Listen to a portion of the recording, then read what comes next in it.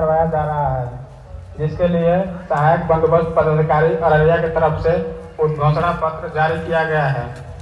उद्घोषणा पत्र जारी किया गया है, जैसे कि आप लोग के मौजा में सर्वे स्टार्ट होने जा रहा है, ये अभी हम पढ़ के सुना दे रहे हैं।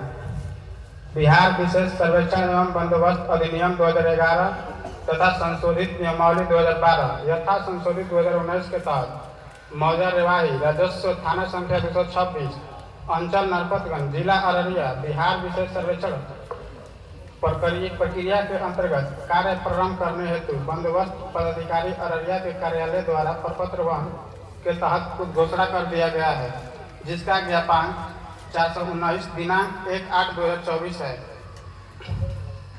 उद्घोषणा के उपरांत आज दिनांक 28/8/2024 को मौजा रेवाड़ी राजस्व थाना संख्या 226 अंचल नरपतगंज जिला अररिया में भू सर्वेक्षण कार्य प्रारंभ करने के उद्देश्य से आम सभा का आयोजन किया गया है, जिसमें माननीय जनप्रतिनिधि भूमि से संबंध रखने वाले सभी रैयत उपस्थित हुए तथा विशेष सर्वेक्षण कार्यक्रम के अंतर्गत आम सभा के माध्यम से अपने अपने भूमि से संबंधित साक्ष्य प्रपत्र 2 में भरकर सिविल कार्यालय अथवा संबंधित अमीन के पास भरकर प्राप्ति लेंगे।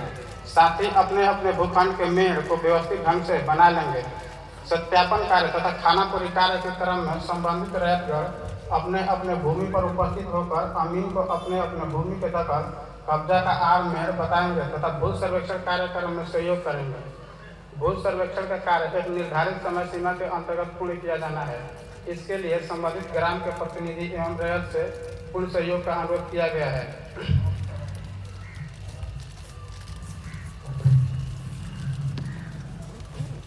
अभी बिहार सरकार के द्वारा सर्वे करवाया जा रहा है, इसमें बिहार सरकार ने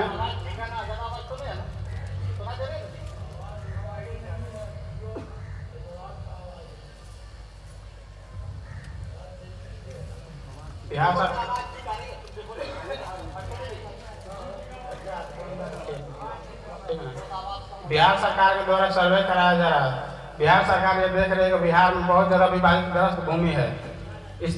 इसी को देखते हुए बिहार सरकार ने सर्वे करवाने का निर्णय लिया है। इसमें जितने भी भूमि संबंधित कागजात है उसको अपडेट किया जाएगा और जो भी इस बार सर्वे होगा इसमें जितना भी खतियान होगा, जो भी संबंधित अवशेष सर्वे होगा सब ऑनलाइन चल जाएगा। जैसे पहले के सर्वे में क्या हुआ था कि आप लोग को जैसे खतियान भूल जाता था, आप लोग नकल निकालने के लिए यहाँ अंचल जाना पड़ता था, यहाँ जाना पड़ता था, आप लोग को परेशानी होती है। अब इस सर्वे में क्या होगा कि आप लोग का सब चीज़ ऑनलाइन हो जाएगा। जैसे आप जमीन किसी से ले रहे हैं, साथ में से उखड़ जाएगा और दूसरे के जमीन में ऑनलाइन ऐड हो जाएगा, आपको सब दिखेगा। जैसे ऑनलाइन खाता से पैसा निकलता है और दूसरे के में चल जाता है, जिसमें डालते हैं आप लोग तो सब दिखता है, उसी तरह आप ऑनलाइन सब डिजिटली हो जाएगा। इस सर्वे का प्रोसेस है। इसमें सरकार के द्वारा घोषणा पत्र दिया गया, प्रपत्र 2 एक वंशावली दिया गया 3 तो आप लोग घोषणा पत्र अभी भर के दीजिएगा। अभी वो दिखा दे रहे हैं हम। उसके बाद फिर इसके बाद हम लोग किश्तवार करेंगे। किश्तवार करने के बाद खानापुरी करेंगे, उसके बाद LPM जारी करेंगे, खतियान उसके बाद जारी करेंगे। घोषणा जो पत्र है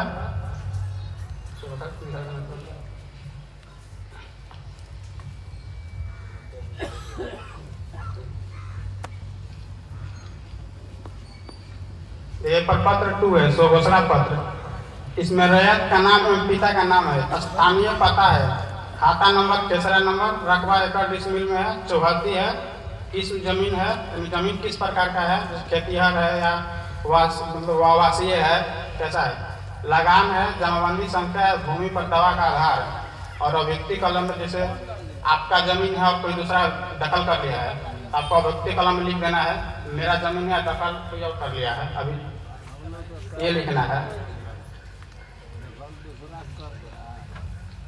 ये वंशावली है, प्रपत्र 3 जैसे जिनका खतियानी जमीन है उनको अपने नाम से खाता करवाना है।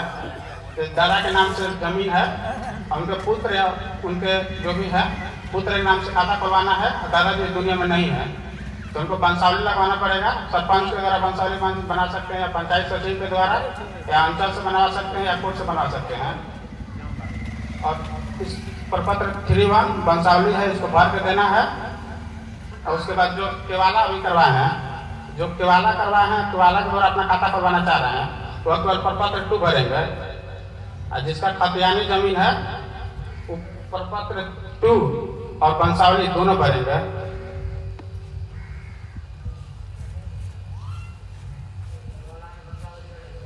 केवाला में जैसे हो गया कि जैसे आप केवाला करवाए हैं, ठीक है, और आप अपने नाम से खाता खुलवाना चाह रहे हैं, उसमें वंशावली का जरूरत नहीं है। और जैसे आपके पिताजी केवाला करवाए हैं, अगर चाह रहे हैं आपके हम अपने से अपना खाता खुलवाएं तो उसमें वंशावली की जरूरत है।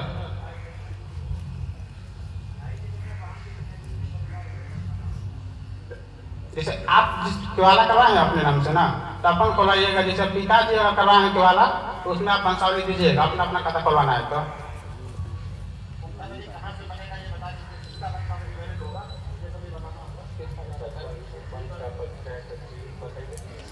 सरपंच का वंशावली या पंचायत सचिव से बनवाइए, या अंचल से बना सकते हैं, या कोर्ट से बना सकते हैं। वंशावली कोर्ट एफिडेविट करा लीजिए।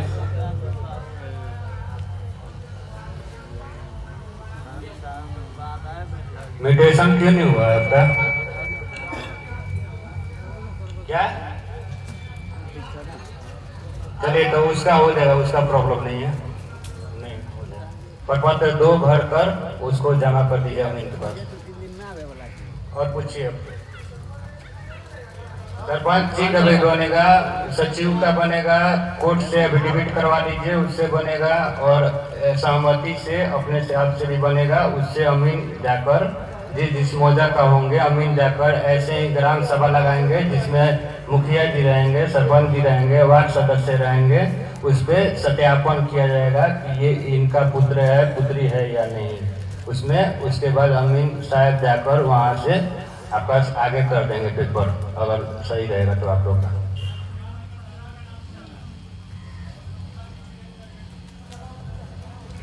खतियान दादाजी का नाम पे है, वही आपको ये सर बताएं कि उसके लिए वंशावली लगा लीजिए आप। उसका वंशज के हिसाब से दादाजी से स्टार्ट कीजिए आप, और जहाँ तक जीवित पर्सन है जिसके नाम पे खाता चाहिए उसके नाम तक इंड कीजिए। उसमें पुत्री और का रहना चाहिए उसका नाम। अगर पुत्री को जमीन नहीं देना है भाई या किसी से, तो उसमें एनओसी फॉर्म देंगे अमीन साहब, उससे आपको सहूलियत होगी। और एनओसी पर बहन लोग बोलेगी कि भाई के संपत्ति में हमको हिस्सेदार नहीं बनना है, तो वहाँ पे अपनी आधार कार्ड और साइन कर देगी और अमीन साहब आगे बढ़ा देंगे।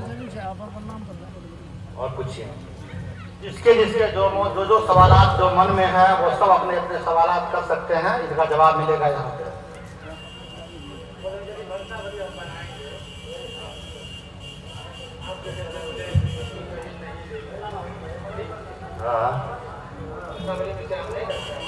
दर्शाइएगा। और उसमें बहन हम तो आपको वही समझा रहे कि पुत्री का नाम होना चाहिए उसमें, ले चाहे नहीं ले। अगर नहीं लेना चाहती है तो वो एनओसी फॉर्मेट पर फाइन कर दी, नो ऑब्जेक्शन फॉर्मेट पर आप उसको फाइन लगा दी। क्या बोले आप लिखेंगे जो भी है बहन भाई वो लिखेंगे, आप अमीन से जाकर के ऐसा कीजिए, ठीक है।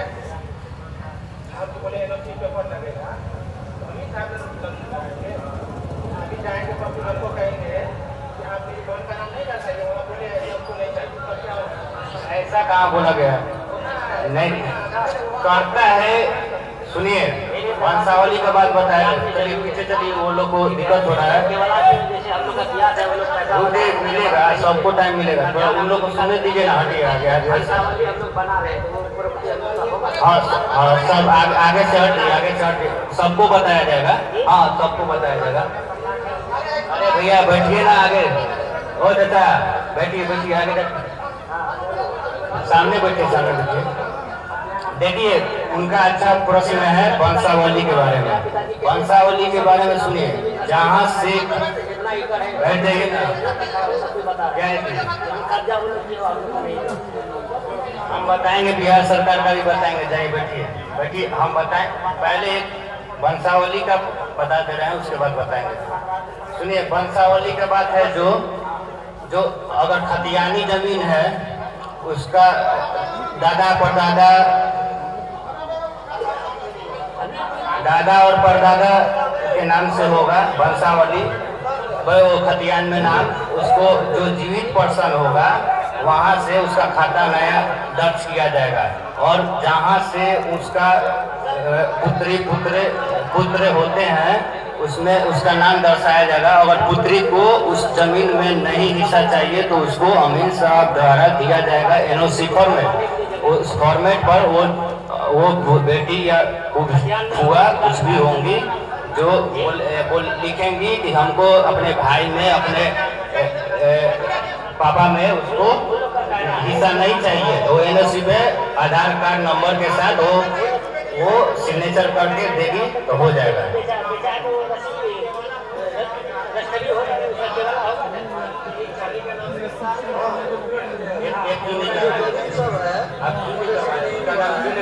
कर्मचारी का काम है ना।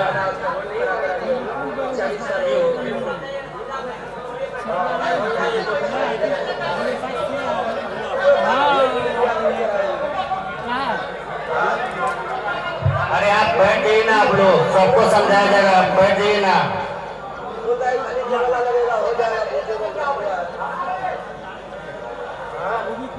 आप लोग बैठिए ना, आपको समझाएंगे। आप लोग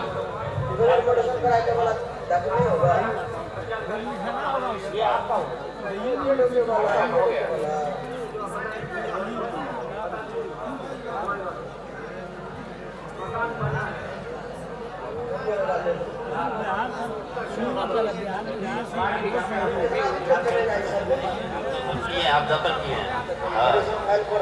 जब किश्तवाड़ करने जाएंगे अमीन साहब लोग, तो वहाँ पे किश्तवाड़ के टाइम पे आपका दखल देखा जाएगा। दखल अगर 12.5 साल से ऊपर होगा तो दखलदार में आपका नाम डाला जाएगा। 12.5 साल 12.5 साल से पहले रहेगा तो उसको वहाँ से नोटिस दे के हटाया जाएगा। अगर 12.5 साल से ऊपर दखल में है वहाँ सत्यापन किया जाएगा अमीन द्वारा। उस पर उसका दखल व्यक्ति कलम है एक, उसमें दर्शा के आगे किया जाएगा। आगे सब लोग जो हैं ये सर ये सब वो समझा कर देंगे जो क्या बोले।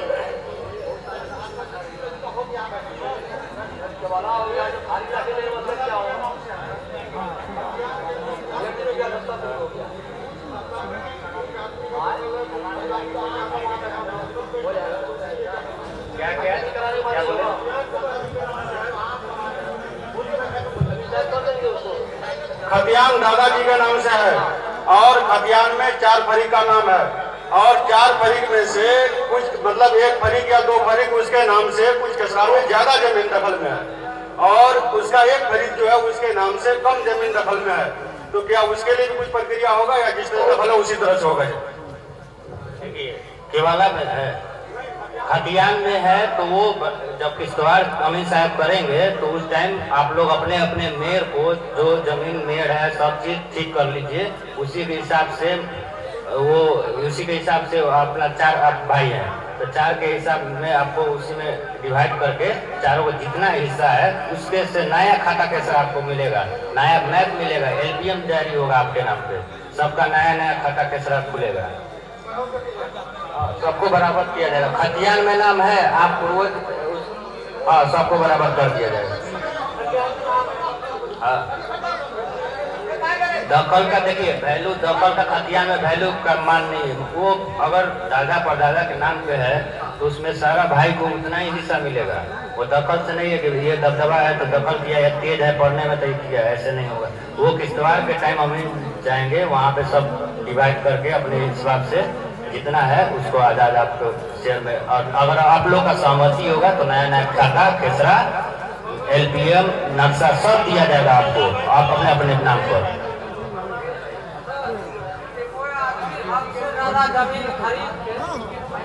कोई आदमी हक से ज्यादा जमीन खरीद के वो पोजीशन ले लिया है, हम फिर खरीदने गए जमीन दूसरे आदमी से, उसका पोजीशन हो गया, क्या वो जमीन उतना हो जाएगा? ये काम हम लोग का नहीं है। आप उस टाइम उसको केस करना चाहिए था, कोर्ट में फाइल करना चाहिए था। वो देखिए हम लोग यहाँ पे कोर्ट जजमेंट नहीं देने आए हैं, हम लोग आप लोग का पेपर चेक करने, वेरीफाई करने और पेपर के हिसाब से काम करने आए हैं। हम यहाँ पर नहीं कि जजमेंट नहीं करेंगे कि इसका दखल है तो इससे हम छीन कर आपको दिलवाएंगे। जिसका दखल है उसका दखल में नाम रखाएगा और जिसके नाम से पेपर है उसके नाम पे पेपर खाता खोलेंगे हम लोग। यहाँ पे हम लोग जजमेंट जब जिसके जो दखल करे वहाँ वो लेवे करेगा, जिसके नाम से पेपर है वो लेवे करेगा। लौला सुनेगा इसका बात, कुछ सुनेगा तो घर में ताकत होगा तो उससे लड़का लोग फरिया लेगा। तो आप क्या थे, कहाँ थे आप?